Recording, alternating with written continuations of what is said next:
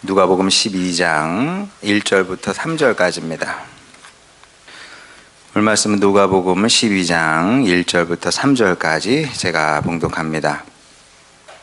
그동안에 무리 수만 명이 모여 서로 밟힐 만큼 되었더니 예수께서 먼저 제자들에게 말씀하여 이르시되 바리새인들의 누룩 곧 외식을 주의하라. 감추인 것이 드러나지 않을 것이 없고 숨긴 것이 알려지지 않을 것이 없나니 이러므로 너희가 어두운 데서 말한 모든 것이 광명한 데서 들리고 너희가 골방에서 귀에 대고 말한 것이 지붕 위에서 전파되리라. 아멘. 아주 대표적으로 요나서가 열린 결말이거든요. 그래서 요나서는 아주 대놓고 질문으로 끝나는 것을 보게 됩니다. 질문으로 끝났다는 자체가 결말이 열려 있다는 거죠. 자, 어떤 말씀인지 요나서 4장 11절 제가 읽도록 하겠습니다. 하물며 이 큰 성읍 니느웨에는 좌우를 분별하지 못하는 자가 12만여 명이요 가축도 많이 있나니 내가 어찌 아끼지 아니하겠느냐. 이렇게 질문으로 끝납니다. 자, 이게 무슨 뜻이겠습니까?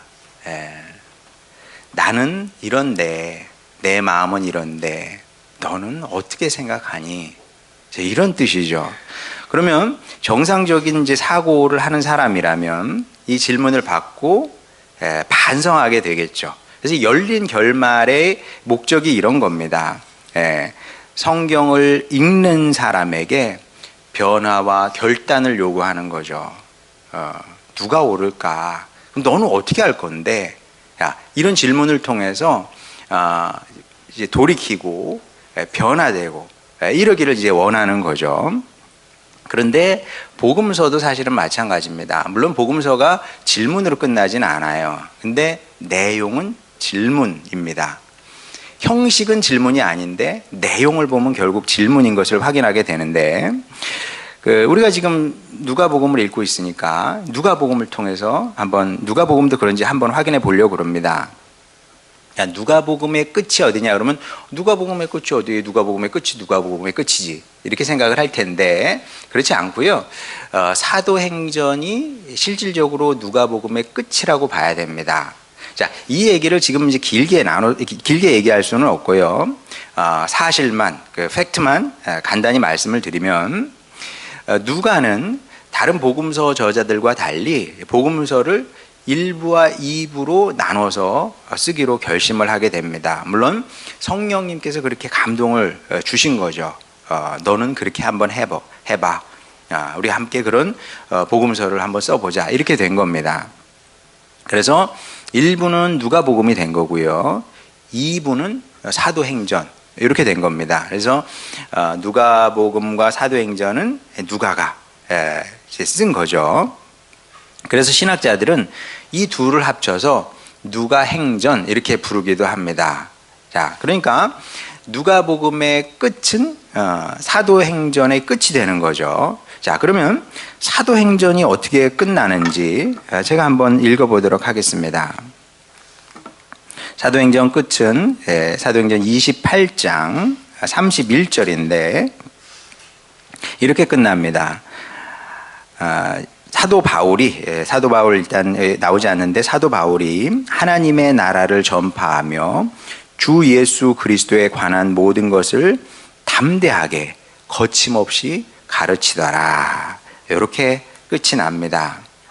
자, 그러면 이 내용이 뭐냐 하면 지금까지 이제 누가가 예수님의 행적에 대해서 기록을 하고 그 다음에 베드로의 사역 그리고 사도 바울의 사역 쫙 이렇게 소개를 합니다. 기록하고 그 다음에 마지막 문장은 무엇이냐면 사도 바울이 그렇게 복음 사역에 충성되이 살더라. 그리고 끝이 나는 건데 자, 그러면 이 말씀을 통해서 우리는 사실 질문을 받는 거예요. 어떤 질문을 받냐 하면 예수님께서 이렇게 사셨고 사도들이 이렇게 살았는데 마지막으로 사도 바울이 이런 모범을 보였는데 그러면 너는 이제 어떻게 살 거냐? 이런 질문을 하는 거죠. 그래서 이제 이게 열린 결말인데 결국은 이제 우리가 복음 사역의 바통을 이어받은 거죠. 누구에게인가 바통을 이어줘야 될 거 아닙니까? 그러니까 복음서는 그 바통을 이어줄 사람을 찾는 겁니다. 그 사람이 누구겠어요? 그 복음서를 읽는 사람이지. 읽고서 그럼 내가 이거 어떻게 살 것이냐? 내 인생을 어떻게 만들어 갈 것이냐?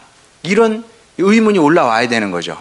깨달음을 얻고 그 사역의 바통을 이어받아서 복음 사역을 해야 되는 겁니다. 이 사실을 제대로 깨달았던 분이 고 하용조 목사님이신데, 이분은 이 사실을 알았던 것 같아요. 그래서 뭐 한 30년도 넘은 얘기 같은데, 그때 이제 온누리 교회 가보면, 이 앞에 영어로 액트 29라고 쓰여 있었습니다. 액트는 사도행전을 영어로 액트라고 그러잖아요. 29는 뭐냐? 사도행전은 28장으로 끝납니다. 우리가 사도행전의 그 복음의 역사를 잇는다. 그런 의미인 거죠. 자, 이런 점에서 열린 결말의 의도는 아주 분명합니다. 우리가 회개하고 예수님을 믿었습니다. 거기서 끝나면 안 된다는 거예요. 거기서 끝나면 안 되고 이제 사역의 바통을 이어받아서 복음 사역자로 살아야 한다는 강력한 권면의 말씀인 거죠. 이 사실을 이제 머리에 새기고 우리 복음서를 읽게 되면 또 새롭게 다가오게 됩니다. 모든 내용이 새롭게 다가오게 돼요. 이제 본문도 사실은 마찬가지인데 오늘 본문 말씀 1절 보게 되면 이런 내용입니다. 그동안에 무리 수만 명이 모여 서로 밟힐 만큼 되었더니 예수께서 먼저 제자들에게 말씀하여 이르시되 바리새인들의 누룩 곧 외식을 주의하라. 자, 여기서 우리가 눈여겨봐야 될 것은 무엇이냐면 어마어마한 군중이 예수님께로 모여들었다는 겁니다. 자, 그러자 기다렸다는 듯 예수님께서 아주 중요한 가르침을 그들에게 전하시게 됩니다. 그게 뭐예요? 바리새인의 누룩, 즉 외식 혹은 위선을 조심하라, 이런 말씀이었습니다. 자, 왜 예수님께서 많은 사람들이 모이기를 기다리셨다가 이 말씀을 하셨을까? 의도가 있을 거 아니에요. 그 전에 하셨을 수도 있었는데 많은 사람들이 모였을 때 하신 겁니다. 그게 그런 거거든요. 예를 들어서 제가 꼭 하고 싶은 전하고 싶은 말씀이 있어요. 그러면 한두 사람이 모였을 때는 조금 아까워. 그런 게 있거든요. 진짜로 새벽 예배 시간에 내가 정말 중요한 말씀 내가 딱 떠올랐는데 새벽 예배 시간에 말씀에 전하게 됐어. 그럼 좀 아깝습니다, 그게. 왜냐하면 가급적이면 더 많은 식구들이 있을 때 중요한 말씀이니까 전하고 싶은 마음이 있는 거죠. 그러니까 예수님도 그런 심리가 작용하지 않으셨겠습니까? 이건 중요한 사실이기 때문에 꼭 기억해야 될 말씀이기 때문에 사람들이 많이 모이기를 기다리셨다가 그들에게 이 말씀을 전하신 겁니다. 이게 중차대한 말씀인 거죠. 성도는 절대로 외식하는 사람이 되면 안 되는 겁니다. 그러니까 이제 우리가 복음서를 읽어보게 되면 어떤 말씀은 제자들을 위한 말씀이 있어요. 사역자들을 위한 말씀이 있습니다. 근데 어떤 말씀은 아주 보편적인 거죠. 모든 믿는 사람, 모든 하나님의 사람이 다 받아야 되는 말씀이 있는데 이 말씀은 모든 성도, 모든 하나님의 사람이 마땅히 받아야 될 중요한 말씀인 거죠. 성도는 어떤 경우에도 외식하는 사람이 되면 안 된다. 좀 이상하죠?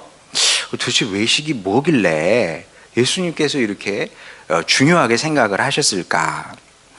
자, 일단 외식이 뭔지 2절 보도록 하겠습니다. 2절, 감추인 것이 드러나지 않을 것이 없고 숨긴 것이 알려지지 않을 것이 없나니. 좀 수수께끼 같죠? 아니, 외식은 이런 거다 하고 가르쳐 주시면 되는데 감추인 것이 드러나지 않을 것이 없고 숨긴 것이 알려지지 않을 것이 없나니, 이게 외식하고 무슨 관계가 있을까? 잘 이해가 안 될 수 있는데 이 말씀을 이해하려면 그리스어에 대한 지식이 조금 필요합니다. 뭐 많이는 필요 없고요. 조금 필요한데 그리스어로 외식은 휘포크리시스입니다. 휘포크리시스. 그게 이제 그리스어로 외식인데, 근데 그리스어를 보게 되면 요거하고 쌍둥이처럼 비슷한 단어가 하나 있습니다. 휘포크리테스예요. 휘포크리시스, 휘포크리테스 비슷하잖아요. 그리스어 보면 거의 똑같이 생겼거든요. 자, 근데 휘포크리시스는 외식인데 휘포크리테스는 무슨 뜻이냐면 배우예요. 배우. 뭐 영화 배우, 연극 배우. 그 당시엔 영화 배우는 없었으니까 연극 배우죠. 배우라는 뜻입니다. 거의 똑같이 생겼는데 뜻은 전혀 다르잖아요. 우연히 그렇게 됐을까요? 아무래도 그런 것 같지는 않겠죠. 예, 맞습니다. 여기에는 그럴 수밖에 없는 이유가 있는데, 고대 그리스에서는 모든 배우가 이제 연기 활동을 하잖아요. 무대에 올라가서. 그러면 이게 마스크를 썼다네요. 마스크. 그래서 마스크를 탁 쓰고 광대가 되면, 나는 광대가 아니잖아요, 배우는. 근데 광대 모습, 광대로 분하는 겁니다. 광대로 화해서 광대 역할을 하는 거예요. 자, 그리고 또 벗어. 그리고 임금님의 탈을 딱 써. 그러면 임금으로 분해서 임금님 역할을 막 하는 거죠. 그러면 보고 있는 사람은 저 사람 광대네, 저 사람 왕이네, 뭐 이렇게 되지 않겠습니까? 자, 근데 그 배우가 광대입니까, 왕입니까? 이도저도 아니에요. 마스크를 벗고 무대 아래로 내려오면 원래 자기 모습으로 돌아가게 되는 거죠. 이게 성경이 말씀하는 외식입니다. 결국 2절 말씀은 무엇이냐면, 감추인 것이 드러나지 않을 것이 없고, 이건 무슨 뜻이겠어요? 외식하는 사람들이 자꾸 가면 쓰거든요. 근데 어느 순간인가 다 드러난다. 그거 외식이다. 이런 말씀입니다. 그렇게 살지 말라는 강력한 명령의 말씀인 거죠. 이게 그렇게 중요하다는 거예요. 성도는 이렇게 살면 안 되는 겁니다. 자, 근데 또 좀 이해가 좀 잘 안 되죠. 왜냐하면 다른 중요한 가르침이 진짜 많았을 거 아닙니까? 수만 명이 모였어요. 기회야. 그러면 그들에게 반드시 전하시고 싶은 말씀이 있을 텐데 고작 이거야. 마치 여러분이 이제 우리가 나이가 들면 자녀들을 두고 먼저 천국을 가야 되잖아요. 마지막 만남에서 자기 전에 이빨은 꼭 닦아라. 그 이상하잖아요. 그런 느낌이야 이게. 그런 느낌이야 이게. 아니 이게 그렇게 중요하냐고. 왜 콕 집어서 외식에 대해서 가르치셨을까? 예를 들어서 뭐 너희들은 바람 피우면 안 돼. 성도는 바람 피우고 그러면 안 되는 거야. 그러면은 너 가장 가까운 사람 눈에서 눈물 나게 만들면 너 피눈물 흘린다. 뭐 그렇게 가르치셨다든지, 아니면 사기는 나쁜 거다. 사기치지 말아라. 혹은 무력이나 폭력은 절대 내가 기뻐하는 것이 아니니까 무력과 폭력으로 문제를 해결하려고 하지 말아라. 그러면 우리가 이해가 되잖아요. 왜냐하면 이거는 보편적으로 우리가 다 받아들이는 그 윤리고 뭐 도덕이고 막 그런 거기 때문에 100번 지당한 말씀이야. 그러니까 고개를 끄덕이면서 수긍을 하고 받아들일 수가 있는 겁니다. 자, 그런데 예수님은 이런 아주 일반적인 악행이 아니라 별로 심각하지 않잖아요. 외식이라는 게. 아니, 내가 좀 가면을 좀 쓰고 살았다고 한들 제가 뭐 세상에 큰 해악을 끼치는 것도 아니지 않습니까?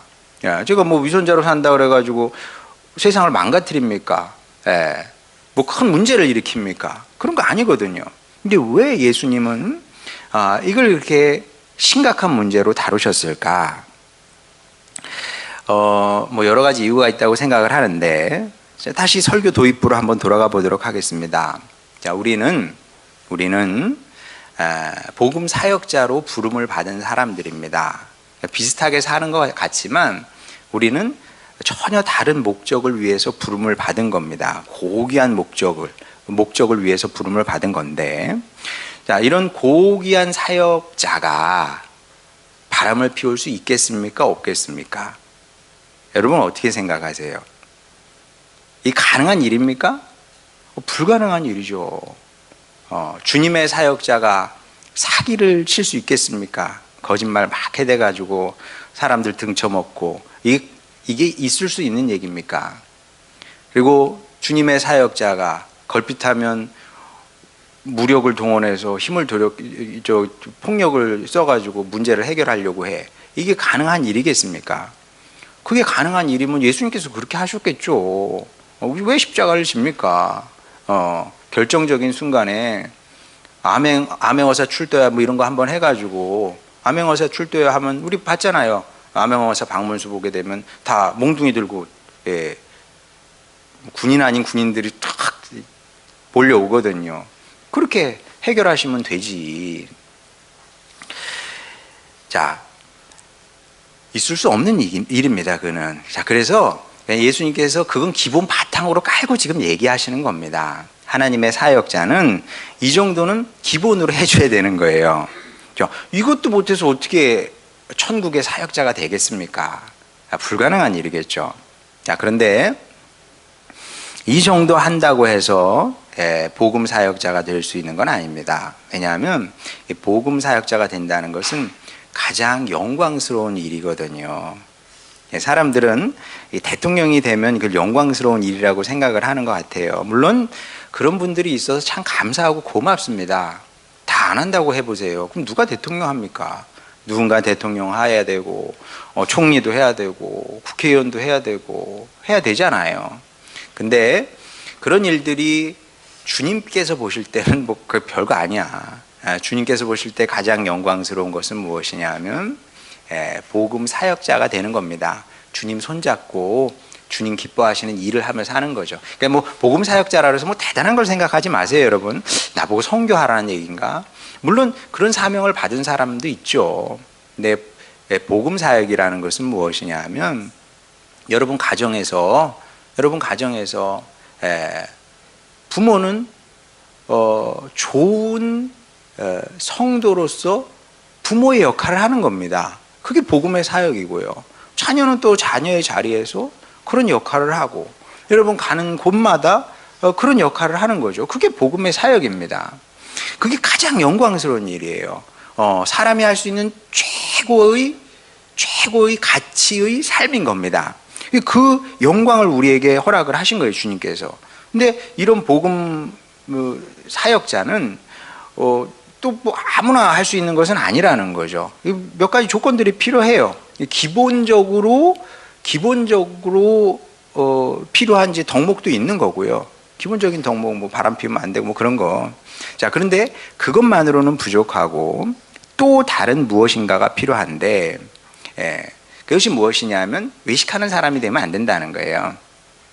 하나님께서 쓰실 수 없는 사람이 누구냐 하면 외식하는 사람입니다. 위선자인 거죠. 저는 이걸 이제 하나님의 마지노선이라고 생각을 합니다. 사람은 누구나 흠과 약점이 있을 수 있어요. 성경에도 보면 그런 사람 많이 나오잖아요. 야곱이 그랬고 다윗이 그랬고요. 뭐뿐만 아니라 뭐 그 외에도 여러 사람이 나옵니다. 그들 보게 되면 흠도 많았고 약점도 많았던 것을 보게 됩니다. 자, 그런데도 하나님은 그들을 사랑하셨고요. 그들과 함께 동역하셨던 것을 보게 됩니다. 우리도 마찬가지죠. 개인차는 분명히 있습니다. 남자와 여자의 차이도 있고요. 또 개인 차이도 있고, 그래서 사람마다 각자의 서로의 인간적인 흠과 약점이 있지요. 그런 거 있어요. 여러분이 저를 보실 때도 그런 게 있거든요. 우리 목사님 저런 부분은 좀 뭐 고쳤으면, 아니면 저런 부분이 좀 이렇게 보강이 됐으면 좋았을 텐데, 그런 게 없는 사람이 어디 있겠습니까? 다 있는 겁니다. 그런 아쉬운 부분이 다 있다는 거죠. 자, 그런데 그렇다고 해서 하나님께서 우리를 버리신다거나 안 버리세요, 여러분. 하나님 너 싫어해, 하나님 너 버릴 수 있어, 이거는 마귀가 주는 생각입니다. 거기 넘어가면 안 돼요. 우리가 좀 부족하고 죄도 짓고 그런 거 그렇지, 그런다고 해가지고 하나님께서 우리를 버리시거나 그러는 게 아니라는 거죠. 아니면 그런 연약함 때문에, 부족함 때문에 난 너하고 도저히 동용 못하겠다, 제척, 이렇게 하시지 않는다는 거죠. 자, 그런데 가면을 쓰고 그 외식하는 사람으로 살면 이제 얘기가 좀 달라지게 되는 겁니다. 자, 그 순간 하나님과의 동역은 이제 물 건너 간다, 이렇게 보면 되겠습니다. 그러니까 이제 그래서 사실 이제 목회자가 굉장히 위험한 자리긴 해요. 가면 쓰기 굉장히 좋은 자리거든요. 왜냐하면 목회자는 성도의 기대를 알아요. 아, 우리 목사님이 이러기를 원해. 근데 나는 그렇지 못할 수 있거든요. 그러면 본의 아니게 자꾸 가면을 딱 쓰려고 그래요. 거룩한 가면을, 심지어 예수님 가면 딱 쓰고 나 이래 막 이렇게 되는 건데, 그 순간 하나님께서 쓰실 수 없는 사람이 되는 겁니다. 절대 쓰실 수 없어요. 이런 사람하고 난 동역 못하겠다. 예수님께서 지금 선언을 하신 겁니다. 물론 뭐 이해가 안 될 수는 있어요. 왜냐하면 세상에 다른 끔찍한 죄도 굉장히 많잖아요. 끔찍한 죄 진짜 많거든요. 근데 그런 게 아니라 왜 외식이 그렇게 심각한 죄냐, 이렇게 반문하고 싶을 수 있습니다. 자, 뭐 솔직히 말하면 저도 그 답은 다 잘 몰라요. 모르는데 제가 이 말씀을 붙들고 깊이 묵상을 하면서 기도를 했습니다. 하나님, 세상에는 많은 죄가 있잖아요. 사실 예수님께서 이 땅에 오셨을 때 거리 여인하고도 뭐 거리낌 없이 이렇게 뭐 대화도 하시고 뭐 그러셨거든요. 근데 거리의 여인은 그건 아니잖아요. 세리도 마찬가지고, 심지어 그런 사람들하고도 이렇게 소통을 하셨단 말이에요. 근데 왜 하필 바리새인은 아니냐? 참 인간적으로 보면 바리새인 입장에서 이제 분노할 만한 일이에요, 진짜. 우리 지난 시간에 얘기했던 것처럼 내가 뭘 그렇게 잘못했냐? 내가 뭐 그렇게 큰 죄인이라고 날 가지고 이러냐? 이렇게 할 수 있는 거거든요. 근데 제가 깊이 묵상하고 기도하면서 내린 결론은 그렇습니다. 나도 잘 모르지만 아마도 이게 하나님의 성품 때문에 그런 것이 아닐까. 하나님의 성품 중에 중요한 것은 무엇이냐 하면 몇 가지 있어요. 하나는 진실함이고요. 그렇죠? 하나님은 진실해야 되잖아요. 그 다음에 신실하셔야 되고 바뀌면 안 되고, 이게 하나님의 성품의 굉장히 중요한 부분입니다. 사실 사랑도 마찬가지예요. 성경을 보게 되면 하나님을 사랑하라고 그러고 이웃을 사랑하라고 그러잖아요. 왜냐하면 하나님이 그런 분이시기 때문에 그렇습니다. 우리는 그분의 자녀이기 때문에 그분을 닮아가야 되는 거죠. 그분처럼 사랑하는 사람이 돼야 되고, 진실한 사람이 돼야 되고, 신실한 사람이 돼야 되고, 그런 거죠. 자, 그런데 우리가 가면을 쓰고 산다? 이거는 하나님께서 다른 것은 용납하셔도 이거는 내가 용납을 못한다. 내가 아무리 사랑할지라도 이것은 내가 용납할 수 없어. 좀 세게 얘기하면 이제 하나님이 구역질이 나는 거죠. 그렇죠, 여러분. 딱 그 구역질 나는 상황 여러분 아시죠? 엘리베이터 탔는데 누가 방금 썩은 음식물을 가지고 내렸어. 그러면 숨 막히잖아요. 거기 계속 있기 어렵거든. 그런 거라고 생각하면 되시겠습니다. 자, 그런데 이렇게 얘기하면 또 오해하실 수도 있을 것 같아요. 야, 그러면 솔직한 사람이 돼야 된다는 얘기인가 보다. 시시콜콜 내 속에 있는 걸 다 말하고 다니라는 얘기인가 보다. 뭐 이렇게 또 오해하실 수 있을지 모르겠습니다. 그런 건 또 아닙니다. 이거 꽤 오래전 얘기인데 한 20년 좋게 된 것 같아요. 좀 이상한 교회에서 있던 일입니다. 뭐 그게 2단인지 3단인지 저는 몰라요. 뭐 그렇게 어떤 교회를 정죄해도 되는 그런 권세가 저에겐 권리 이런 게 없으니까. 근데 좀 이상하긴 합니다. 그 교회에서 무슨 근거로 그랬는지 모르겠지만 뭐 성경 말씀 뭐 몇 군데 짜집기를 해서 성도들에게 이제 그렇게 가르친 것 같아요. 내 죄를 사람 앞에서 고백을 해야 용서를 받게 되는 거다. 이걸 이제 굉장히 강조해서 가르쳤다 그래요. 그래야 이제 천국 간다. 뭐 이렇게 세게 가르친 것 같습니다. 그리고 이제 그 가르침을 계속 듣다 보니까 어떤 여자 성도가 교회에서 계속 그렇게 가르치니까 이 압박이 되거든요. 압박이 돼. 그래서 고심 끝에 남편에게 이제 고백을 하게 되는데, 예수님 믿기 전에 불신자 시절에 전 남자친구하고 여행을 다녔던 것 얘기를 솔직하게 있는 그대로 눈물로 이제 고백을 하게 됩니다. 여러분 어떻게 생각하십니까? 그게 하나님의 뜻일까요? 얘기 나왔으니 말인데, 우리 학생들, 청년들은 여행은 결혼하고 가는 거예요. 여행은 결혼하고 다녀야지. 아이, 결혼도 안 했는데 여행부터 다니면 그 곤란합니다. 자, 이렇게 얘기를 하면은, 야, 진짜 꼴통이다, 꼴통. 이러니까 내가 교회를 안 가는 거야. 지금 시대가 바뀌었는데, 아니, 여행이 아니라 살아보고 결혼을 해야 그게 맞는 거지. 뭐 그렇게 얘기를 요즘 많이 합니다. 제가 꼴통이어서 그런 것이 아니고요. 뭐 꼴보수여서 그렇게 얘기를 하는 것이 아니라, 아니면 유교남이어서 그렇게 얘기를 하는 것이 아니라, 남녀의 관계는 이제 하나님께서 어떤 특별하게 이 세상을 만드시면서 특별한, 이게 당신과 우리와의 관계를 투영해서 만드신 그런 관계가 있어요. 부모 자식 관계가 그 중에 하나고. 그래서 이 관계를 통해서 우리는 하나님이 어떤 분인 줄 알게 되는 거거든요.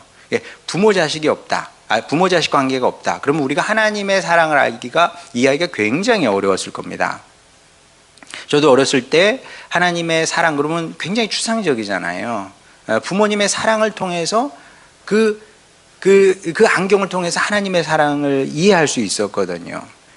부부 사이의 관계도 마찬가지입니다. 남녀 사이의 관계도 내가 원하는 대로 내 몸의 욕망을 따라 아무나 만나고 아무하고나 이제 관계를 맺고, 그런 관계를 하나님께서 원하신 것이 아니고요. 마치 우리가 하나님과의 관계를 아무 때나 깨버리고 다른 신을 섬긴다든지 뭐 이럴 수 없는 거 아니겠어요? 그러니까 성도가 된다는 것은 무엇이냐면 관계의 신실함을 배우고 실천하는 겁니다. 그거를 배우고 실천하는 과정이 성도의 삶이다, 이렇게 얘기해도 틀리지 않거든요. 그러니까 우리가 하나님과의 관계를 소중히 여기는 것처럼 남녀의 만남도 그렇게 소중하게 생각을 해야 되는 거죠. 자, 근데 잘 몰랐어. 그걸 잘 몰라서 여행 다녔어. 그러다 이제 다른 여자하고 결혼을 했어. 그러면은 그거를 다 오픈해서 얘기를 해야 하나님의 뜻이겠습니까? 그래야 죄의 용서를 받게 되는 겁니까? 물론 이제 뭐 그런 경험이 있었다면 그런 자세는 필요하다고 생각을 합니다. 내가 떳떳하지는 못하잖아요. 내 배우자에게 떳떳하진 못해. 그러니까 내 배우자가 좀 부족한 부분이 있더라도 내가 더 부족하니까 내가 더 이해하고 또 받아들이고 섬기고 뭐 이런 건 필요하겠죠. 어쨌든 우리 학생들 꼴통이어서 그런 것이 아니라 그게 선하고 아름다운 겁니다. 세상 사람들은 선하고 아름다운 게 뭔지 몰라. 그냥 욕망을 따라 살고 싶을 뿐이죠.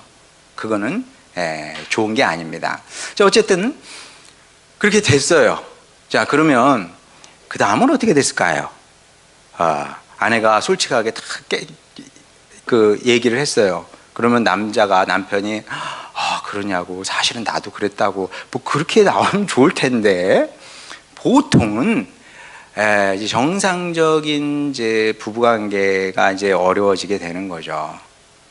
왜냐하면 하나님은 우리의 모든 죄를 기꺼이 용서하시죠. 받아주시고 용서해 주십니다. 그러나 사람은 다르거든요. 사람은 달라. 그리고 그 교회에서는 어떤 성경 구절을 가지고 연구를 했는지는 잘 모르겠습니다만은 저도 성경을 연구하잖아요. 하나님은 사람의 죄를 다 낱낱이 끄집어내 가지고 다 뭐 이렇게 센 말로 막 까발리고 막 그냥 그러시는 분이 아니에요. 물론 다윗처럼 그렇게 끔찍한 죄는 그 백일하에 드러내기도 하시죠. 그렇지만 하나님도 생각을 하시는 거죠. 이건 인간의 연약함이고 부족함이고 얘가 아직 잘하지 못해서 그래. 아니 5학년 6학년짜리 애가 잘못하고 실수할 수 있는 거지. 그때마다 부모님께서 막 그냥 그 몽둥이 들고 막 그냥 가만 안 두겠다고 이게 정상이겠습니까? 사실 저도 마찬가지인데 제가 제 개인사를 여러분에게 다 오픈하지는 않습니다. 네. 물론 솔직하려고 애는 많이 써요. 웬만한 거는 뭐 얘기할 만한 건 다 얘기합니다. 제가 뭐 여러분도 그 정도 느끼실걸요? 제가 뭐 굉장히 많은 것을 숨기고 살고 이런 거는 아닌 것 같잖아요. 그렇죠? 진짜 그래요. 근데 그렇다고 해서 모든 것을 다 오픈해서 여러분에게 얘기하지는 않는다는 거죠. 자, 그럼 그 기준은 뭐냐? 제 개인사를 여러분에게 얘기해서 여러분의 신앙에, 여러분의 신앙 성장에 도움이 되지 않을 것 같은 거는 굳이 오픈할 이유가 없잖아요. 얻을 수 있는 게 아무것도 없는데 그걸 굳이 오픈할 필요가 뭐가 있겠습니까?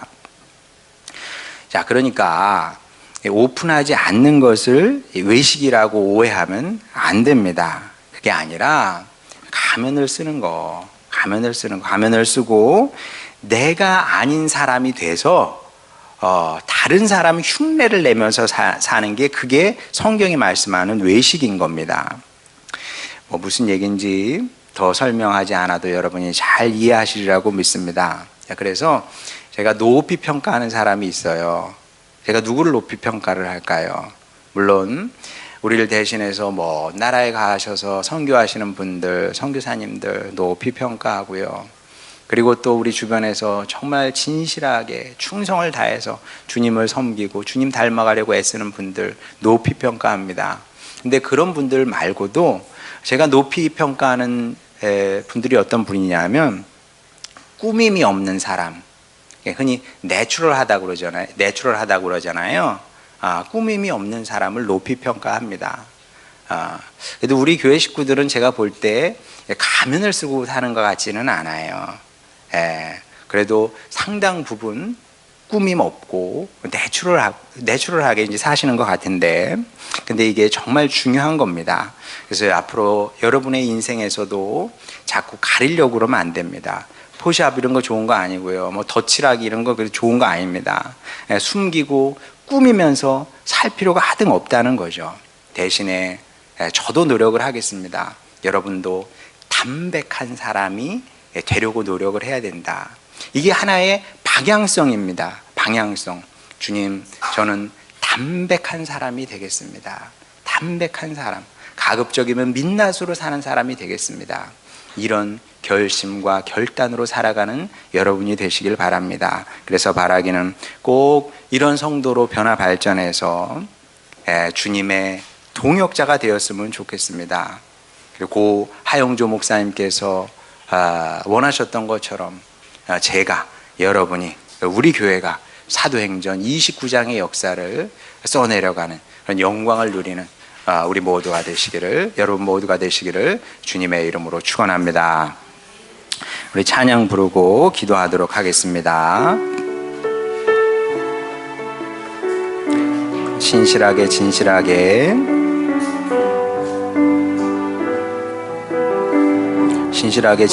거룩하게 살게 하소서. 진실하게 거룩하게 살게 하소서. 거룩하게 살게 하소서.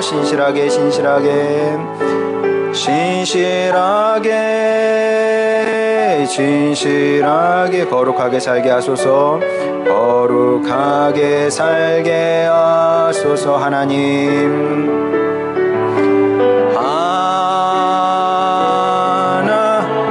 나의 마음 만져주소서. 나의 마음 만져주소서. 하나님, 나의 영혼 새롭게 하소서. 하나님, 나의 영혼 새롭게 하소서. 진실하게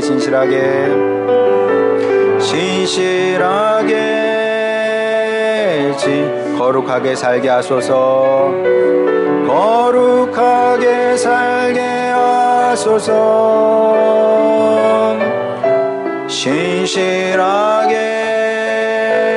진실하게 거룩하게 살게 하소서. 하나님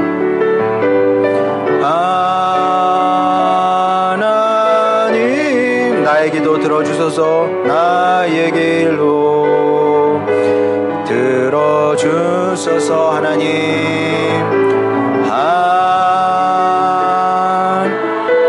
주의 길로 인도하소서.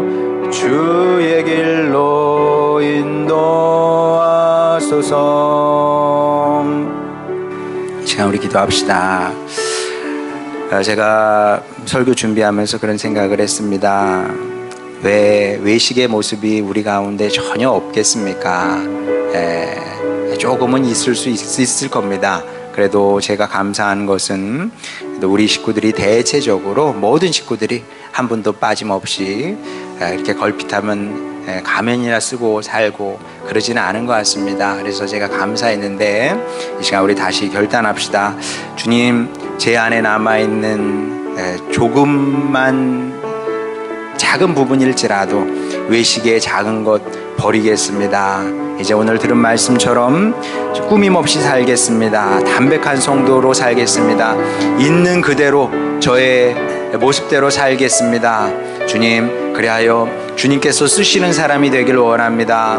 주님 말씀에 복음 사역자가 가장 영광된 삶이라고 했으니 아버지 하나님, 한평생 제가 그렇게 살길 원합니다. 축복하여 주셔서 주님 앞에 섰을 때 잘했다 칭찬받는 주님의 아들, 딸 되게 하여 주시옵소서. 이런 기도 제목으로 주님께 나가도록 하겠습니다. 기도하시겠습니다. 우리를 사랑하시는 아버지 하나님, 우리 식구들 축복해 주시니 감사드립니다. 성령이 모셔서 우리의 마음에 감동과 감화를 허락하여 주시옵소서. 아버지 하나님, 중요한 것이 무엇인지 배웠습니다. 아버지 하나님, 이 말씀 따라 우리 살기를 원합니다. 주여, 우리 외식하는 사람이 아니라 진실한 사람으로 살게 하여 주시옵소서. 하나님, 진실하신 분이니 우리 진실한 사람으로 살겠습니다. 주님께서 신실하신 분이니 우리도 신실한 사람이 되겠습니다. 그리하여 주님께서 쓰시는 일꾼이 되기를 원합니다. 주여, 우리 복음 사역의 바통을 이어받았사오니 아버지 하나님, 이 바통을 갖고 들고 열심히 다름질하겠사오니 주여 축복하여 주셔서 주님 기뻐하시는 일꾼들로 우리 모두 세움을 있게 하여 주시고 쓰임받는 하늘소망 교회 식구들 다 되게 하여 주시옵소서. 그런 은총을 더하여 주시옵소서. 사랑하는 아버지 하나님, 우리의 기도를 들으심을 감사드립니다. 우리 자연스러운 사람, 담백한 사람이 되길 원합니다. 그리하여 주님 손에 들려서 귀하게 쓰임받는 천국의 일꾼들 다 되게 하여 주시옵소서. 예수님의 이름으로 기도드렸습니다. 아멘.